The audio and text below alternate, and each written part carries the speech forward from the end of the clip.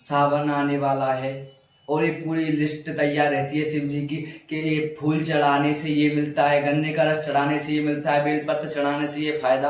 हालांकि शास्त्रों में लिखा है, इसकी निंदा नहीं, इसकी अवहेलना नहीं है, ऐसा है भी, क्योंकि शिव जी तो बड़े करुणाशील है। आंसू सिद्धिम तुझसे तिथि आंसू तो से बड़े जल्दी प्रसन्न हो जाते हैं, लेकिन उनके लिए इतनी बड़ी लिस्ट के ये करो तो ये मिलेगा नहीं।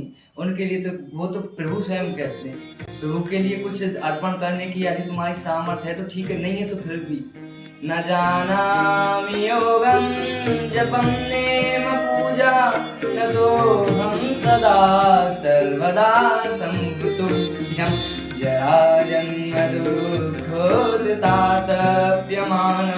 प्रभु पाहि आपं नमामि स शंभो नमामि समेषां निर्वाण रूपं विभुं व्यापकं ब्रह्म वेद स्वरूपम।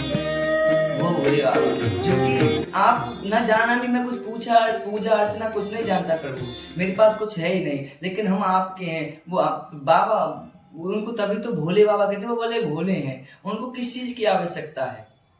आप ये थोड़ी, क्योंकि अंतर्यामी जाने अंतर्गत का भाव, बाहरी क्रियाओं से आप क्या करें वो महत्व नहीं रखता, आप अंदर से क्या कर रहे हैं वो महत्व रखता है, क्योंकि वो अंदर बैठे हैं, वो आपके अंतर्गत के भाव को जान रहे हैं कि तुम्हारा भाव कैसा है। बाहर से तुम चाहे जलाभिषेक करो, दूध अभिषेक करो, रताभिषेक करो या फिर किसी वस्तु से अभिषेक करो, लेकिन अंदर सांसारिक क्रियाएं चली, सांसारिक भोगों की लालसा है, तो उससे क्या मतलब। और जो व्यक्ति चाहे उसके पास कुछ वस्तु है नहीं, लेकिन वो प्रभु से अपनापन है, प्रभु के हाथ जोड़ के प्रार्थना कर रहा है कि प्रभु मैं आपका हूं, तो क्या प्रभु उसकी नहीं सुनेंगे? कि जो फूल चढ़ाएगा, जो इस कलर का फूल चढ़ाएगा, जो चावल चढ़ाएगा, उसकी इस मनोकामना को पूरी करेंगे? ये थोड़ी। शिव जी जो ना जाना भी योगम, हम कुछ नहीं जानते, बस इतना जानते कि प्रभु हम आपके हैं। शिव जी के वो एक धंधे का वो बना दिया कि ये चढ़ाने से ये मिलेगा, ये चढ़ाने से ये मिलेगा। वस्तुतः तो प्रेम से ही सब कुछ मिल जाता है, और उनसे जैसा शीघ्रवान प्रसन्न होने वाला कोई है नहीं, क्योंकि तभी तो उनको भोले बाबा कहते हैं, बहुत जल्दी प्रसन्न हो जाते हैं। जो आपके पास है, बताओ ऐसी ऐसी कहानी आती है, एक लाठी मारने वाले को प्रभु मिल गए, वैसे ही प्रसन्न हो जाते हैं। एक वाला था, तो वो उसकी गाय, उनके पास काफी गाय थी जो चरने को जाया करती थी, लेकिन एक गाय थी, वो जब भी वापस आती गौशाला में तो उसके नीचे थोड़ा भी, वो दूध जब धोने के लिए जाते तो उसके नीचे थोड़ा भी दूध नहीं निकलता। उनको कई बार लगा कि बछड़े पी जाते होंगे, लेकिन बछड़े तो वही नहीं जाते, केवल गाय चरने जाती हैं। लेकिन उनको लगा कहीं कोई और तो नहीं दूध धो लेता, और कोई तो नहीं दूध काट लेता। तो एक दिन वो पीछे पीछे से चले गए गाय के और देखने लगे, तो गाय, सब गाय आ जाती, लेकिन वो एक गाय वो वहीं रुक जाती है, और वो वहां पे शिवलिंग की थी, उसके ऊपर जाके गाय रुक जाती है और अपने दूध की धार से सीधे शिवलिंग का अभिषेक करती है। उन्होंने देखा, उनको कोई ज्ञान नहीं कि ये कौन है, उनको लगा ये पत्थर मेरी गाय का सब दूध पी जाता है, सब दूध ले लेता है। उन्होंने गाय को तो भगा दिया, और उनसे इतना क्रोधित, इतना रुष्ट होगा कि जो हाथ में लाठी थी ना, उसी से उसको पीटने लगे। और उन्होंने कहा कि रोज मेरी गाय का दूध पी जाते, मैं इसको रोज लाठी से मारूंगा, और इतना तगड़ा नियम बना लिया कि रोज लाठी से उसको मारने जाए। बीच में एक नदी थी, लेकिन वो चाहे तैर के जाए, चाहे कैसे भी जाए, लेकिन जरूर जाए उस पर लाठी मारने उनसे।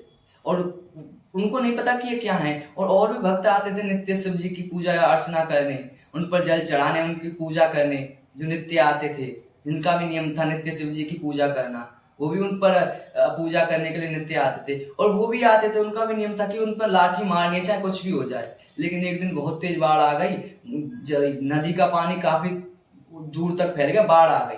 जो नित्य पूजा करने जाते थे वो नहीं गए, क्योंकि बाढ़ आ गई, वो जाने का रास्ता नहीं था। लेकिन उन्होंने अपने जीवन की परवाह ना करते, जब उनको पता था कि बाढ़ आ गई, बह जाएंगे तो मर जाएंगे, लेकिन उसने अपना नित्य नियम नहीं तोड़ा। हम नदी में कूद गए, तैरते जैसे तैसे पहुंच गए, और उसमें जैसे ही डंडा मारने लगे, प्रभु प्रकट हो गए कि मैं प्रसन्न भगत, तुम वरदान मांगो। अब वो तो घबरा गए, जो वाले थे वो तो घबरा गए कि प्रभु मैं तो आप पे रोज डंडा मारता हूँ, फिर आप कैसे? उन्होंने कहा कि मैं ये नहीं देखता कि क्या नाम है, कि तुम क्रिया से क्या कर रहे हो, मैं ये देखता हूँ कि तुम्हारे अंतर्गत का भाव क्या है। तुम्हारे नित्य नियम को देखकर मैं प्रसन्न हो गया, इसलिए मैंने तुमको दर्शन दिया। तुम जो भी मांगो मैं तुम्हें दूंगा, क्योंकि मेरे जो भक्त आते थे रोज मेरी पूजा अर्चना करने, वो तो रोज आ गए, उनको तो कभी थोड़ी बारिश भी आ गई, थोड़ा नदी में पानी ज्यादा हो गया तो वो नहीं आते थे। लेकिन तुम्हारा नित्य नियम ये था कि चाहे कुछ भी हो जाए, चाहे एक वक्त रोटी ना पाए, लेकिन तुम मेरे में नित्य से लाठी मारने आते थे, इसलिए मैं तुम्हारे नियम से प्रसन्न हो गया। तुम जो भी मांगोगे मैं तुम्हें दूंगा। ऐसे प्रभु हैं। कई बार तो ऐसे ऐसे वरदान दे देते थे राक्षसों को। देवताओं ने भी कहा था कि प्रभु आप जो वरदान देते हैं थोड़ा सोच तो लिया करो। तो आप तो वरदान दे देते हैं, फिर भुगतना हम लोगों को पड़ता है, और आपको भी कई बार भुगतना पड़ जाता है। तो उन्होंने कहा कि हमसे कोई बस प्रसन्नता से कुछ कह दे, हम तो बस देते ही बनते, हम ना आगे देखते ना पीछे देखते हैं, क्योंकि वो आंसू सिद्धिम तुष्यति आंसू से बड़े ही धीजवान है ना वो। इसलिए उनके उसको केवल कि हमारे पास कोई वस्तु है, बाहरी क्रिया उनके लिए महत्व नहीं रखती। आप अंतर से क्या करें वो चीज की महत्ता है प्रभु के लिए। तो कि आप अंतर, आपका हृदय कैसा है, किस भाव से आप पूजा अर्चना कर रहे हैं, वो महत्व रखता है।